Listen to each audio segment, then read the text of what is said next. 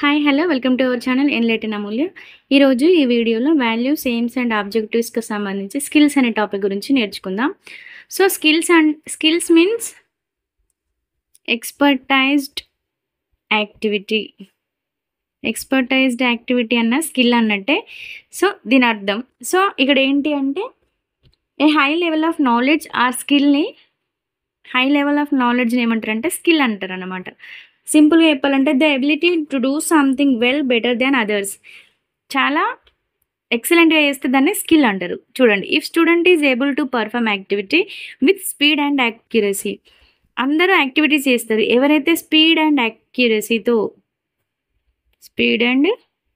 అక్యురసీతో చేయగలుగుతారో వాళ్ళకి స్కిల్ ఉంది అన్నమాట. ఓకేనా. Skill can be classified into four types. ఎన్ని types? 4. Manipulation skills, drawing skills, reading skills, and last one computation skills. Competition అనొచ్చు, దీన్ని సింపుల్గా క్యాల్కులేషన్స్ కూడా అంటారు. ఓకేనా. కంప్యూట్ ద ఫాలోయింగ్ అంటారంటే మీన్స్ క్యాల్కులేట్ చేయాలి అన్నట్టు. సో ఫస్ట్ మ్యానిపులేషన్ స్కిల్స్ గురించి చూద్దాం. అంటే హ్యాండ్లింగ్ ద apparatus. ల్యాబ్లో ఉండే ఎక్విప్మెంట్స్ ఉంటాయి, వాటిని apparatus అంటారు. apparatus అంటాం. And also arrangement of apparatus. వాటిని హ్యాండిల్ చేయగలగాలి, ప్లస్ అరేంజ్ చేయగలగాలి. అండ్ ప్రిజర్వేషన్ ఆఫ్ apparatus, వాటిని జాగ్రత్తగా స్టోర్ చేయగలగాలి. These are comes under manipulation skills. మరి ఈ మ్యానిపులేషన్ స్కిల్స్ని గుర్తించడానికి స్పెసిఫికేషన్స్ ఎలా ఉంటాయంటే, student can select suitable equipment or apparatus. ఒక యాక్టివిటీ ఇచ్చినప్పుడు దానికి ఏ ఎక్విప్మెంట్ని యూజ్ చేయాలి అనేది స్టూడెంట్ రికగ్నైజ్ చేయగలగాలి, కరెక్ట్ ఎక్విప్మెంట్ని సెలెక్ట్ చేసుకోగలగాలి. And next, student can measure accurately by using the equipment. ఈ ఎక్విప్మెంట్ యూజ్ చేసి అక్యురేట్గా దాన్ని మెజర్ చేయగలగాలి. Student can maintain a coordination in parts of equipment. అన్ని పార్ట్స్కి ఎక్విప్మెంట్ యొక్క అన్ని పార్ట్స్తో కోఆర్డినేషన్లో ఉండాలి, కోఆర్డినేషన్ చేసుకోగలగాలి. Student can use every equipment in multiple ways. ఒక apparatusని ఒకే పర్పస్లో కాకుండా మల్టీ వేస్లో దాన్ని యూజ్ చేయగలగాలి. And students can arrange the equipment in suitable order after conducting the experiment అయిపోయిన తర్వాతనే మళ్ళీ దాన్ని యథాస్థానంలోకి ఫస్ట్ ఎట్లుందో అట్లా మళ్ళీ రీఅరేంజ్ చేయగలగాలి. ఓకేనా. సూటబుల్ ఆర్డర్లో పెట్టగలగాలి. So these are comes under manipulation skills. Next, drawing స్కిల్స్లో by teaching of mathematics students can develop drawing skills. మనం మ్యాథ్స్ బోధించడం ద్వారా కూడా పిల్లల్లో డ్రాయింగ్ స్కిల్స్ అనేటివి ఎంకరేజ్ చేయొచ్చు, అంటే పెంపొందించవచ్చు. వీటికి సంబంధించినటువంటి సూటబుల్ స్పెసిఫికేషన్స్ ఏంటి అంటే, స్టూడెంట్స్ సెలెక్ట్ సూటబుల్ స్కేల్. అంటే డయాగ్రామ్ డ్రా చేయడానికి స్కేల్ని కరెక్ట్గా చూజ్ చేసుకోగలగాలి. Student can draw appropriate diagram. ఇచ్చిన క్వశ్చన్కి సంబంధించి పర్ఫెక్ట్ డయాగ్రామ్ని డ్రా చేయగలగాలి.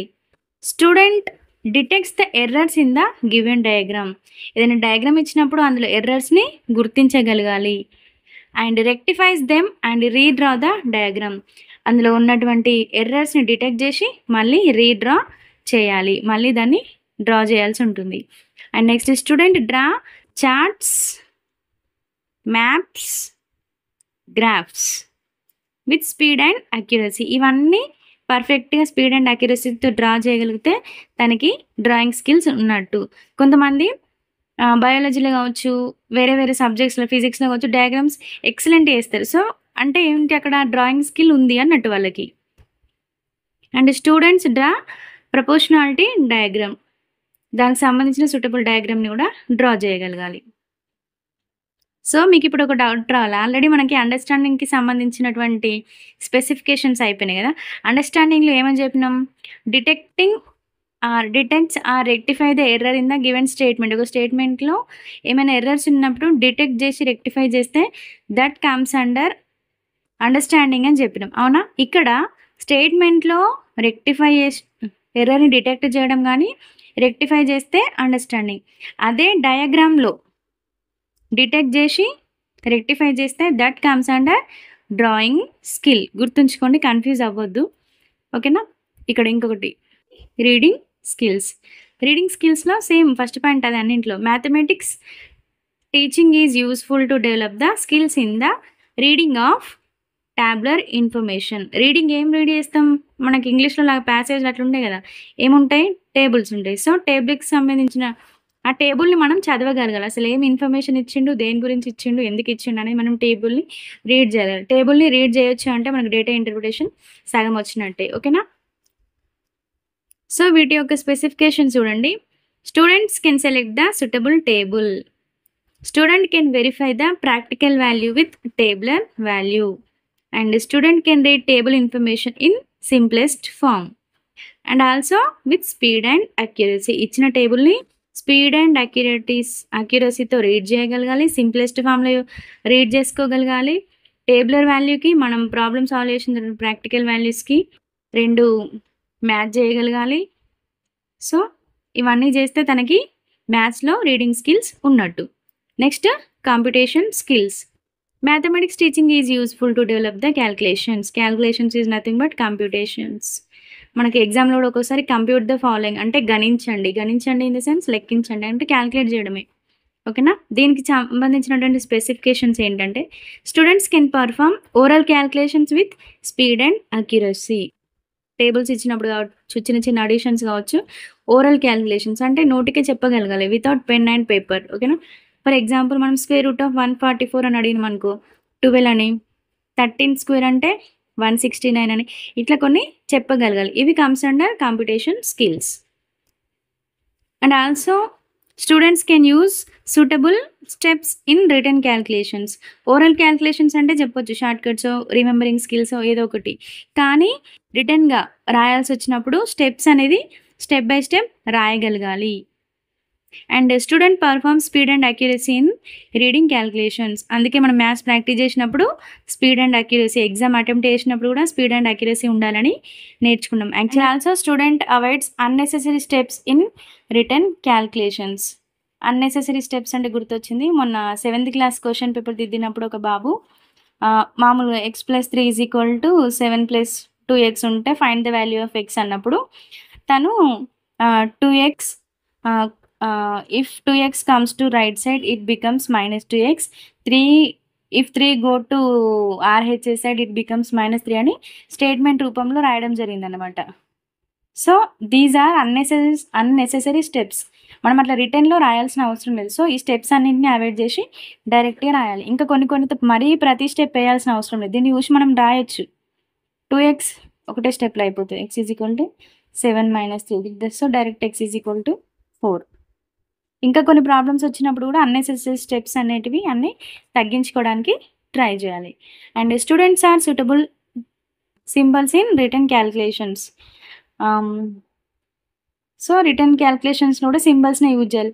ఇట్లా వచ్చినప్పుడు ఇప్పుడు x ≠ = 2 అన్నప్పుడు రాయొద్దు x ≠ 2 అని రాయొద్దు. x ≠ 2. We have to use the suitable symbols in maths. ఓకేనా. So these are comes under ఏంటి కంప్యూటేషన్ స్కిల్స్. సో ఇప్పటి వరకు మనం ఏంటేంటి understanding, knowledge, application, interest, appreciation, attitudes and skills, ఇవన్నింటి ఈ ఆబ్జెక్టివ్స్ అన్నింటికి సంబంధించినట్టే ఏంటి స్పెసిఫికేషన్స్ అన్నీ మనం నేర్చుకున్నాం. అవునా. సో వీటికి సంబంధించి నేను కొన్ని ప్రాక్టీస్ క్వశ్చన్స్ అడుగుతాను, మీరు ఆలోచించి సమాధానం చెప్పండి. ఓకేనా. First question, student identify the ఫార్ములాని ఐడెంటిఫై చేశాడు అంటే that comes under which objective? Comes under knowledge. ఇక్కడ ఐడెంటిఫై చేసిండు. ఐడెంటిఫై చేయడం అనేది స్పెసిఫికేషన్. ఈ స్పెసిఫికేషన్ ద్వారా అది ఏ ఆబ్జెక్టివ్కి వస్తుందో మనం గుర్తుంచుకోవాలి. సో ఆబ్జెక్టివ్కి రిలేటెడ్ ఉన్నటువంటి స్పెసిఫికేషన్స్ మనం గుర్తుంచుకుంటే త్రూ దట్ స్పెసిఫికేషన్స్ మనం అందులో దాగి ఉన్నటువంటి ఆబ్జెక్టివ్ని గుర్తుపట్టచ్చు. ఓకేనా. సెకండ్ క్వశ్చన్ చూడండి, student identifies the error in given statement. ఇంతకుముందు చెప్పుకున్నాం కదా, ఎర్రర్ని ఐడెంటిఫై చేస్తే ఏంటి, స్టేట్మెంట్లో ఐడెంటిఫై చేస్తేనేమో అండర్స్టాండింగ్, అదే డ్రాయింగ్లో రికగ్నైజ్ చేస్తే that comes under drawing skill. Next, student identifies the data and conclusion in the given problem. ఇచ్చినటువంటి ప్రాబ్లంలో ఐడెంటిఫైస్ ద డేటాని ఐడెంటిఫై చేసిండు అండ్ కన్క్లూజన్ని కూడా తీసుకొచ్చిండు. సో దాన్ని ఏమంటారు? It comes under application. Student identifies the error in the given diagram అంటే ఇప్పుడు చెప్పుకున్నాం కదా, drawing skill. Identification of the relation ఏముంది అని ఐడెంటిఫై చేస్తే ఏంటి? అండర్స్టాండింగ్. అదే రిలేషన్ని మనం ఎస్టాబ్లిష్ చేస్తే that comes under application. So ఇటువంటి ఒకే టర్మ్కి సంబంధించి వచ్చినప్పుడు మంచిగా గుర్తుపెట్టుకునే ప్రయత్నం చేయండి, అంటే కన్ఫ్యూజ్ అవ్వద్దు ఎగ్జామ్లో. ఓకేనా? Next, if the student gives the example ఇచ్చిండు అంటే దట్ ఈస్ అండర్స్టాండింగ్, అంటే తనకు అర్థమైంది, తన ఓన్గా ఎగ్జాంపుల్స్ ఇవ్వగలుగుతున్నాను అన్నట్టు. If the student says the uses, అదే దానికి సంబంధించి యూజెస్ కూడా చెప్పగలిగిండు అంటే దాన్ని రియల్ లైఫ్లో అప్లై చేసినట్టు. So that comes under application. ఓకేనా? If the student able to discriminate అంటే వాటి యొక్క తేడాలు అవన్నీ డిస్క్రిమినేట్ చేయగలిగిండు అంటే దట్ కమ్స్ అండర్ అండర్స్టాండింగ్. అదే దాన్ని అనలైజ్ చేయగలిగితే that comes under application. So ఇట్లా ఇచ్చినటువంటి డిఫరెంట్ స్పెసిఫికేషన్స్ ద్వారా అందులో ఏం ఆబ్జెక్టివ్ ఫుల్ఫిల్ అయింది, ఏం ఆబ్జెక్టివ్ ఉంది అనేది మనం చెప్పగలిగితే మనకి ఈ చాప్టర్ అనేది చాలా చాలా ఈజీగా ఉంటుంది. నిజానికి ఈ చాప్టర్ చాలా ఇంపార్టెంట్ ప్లస్ స్కోరింగ్. ఎవరు దీన్ని నెగ్లెక్ట్ చేయకండి, ఇంకా అర్థమయ్యే వరకు చదువుతూనే ఉండండి. మనం ఇన్ని ప్రాక్టీస్ చేసినా మళ్ళీ ఎగ్జామ్లో ఒక స్పెసిఫికేషన్ ఇచ్చి this comes under which objective అన్నప్పుడు మనకి ఆ స్టేట్మెంట్ చదివిన తర్వాత ప్రతి ఆబ్జెక్టివ్ కూడా దీనికి అప్లికేబుల్ అవుతుంది అనిపిస్తుంది. కానీ ఎక్కువ పర్సెంట్ ఏది అప్లై అవుతుందో that is the real objective. So దాన్ని చూసుకుంటూ ప్రాక్టీస్ చేయండి. ఓకేనా? Thank you for watching. If you like this video, please like, share and comment, and don't forget to subscribe our channel Enlighten Amulya. Thank you.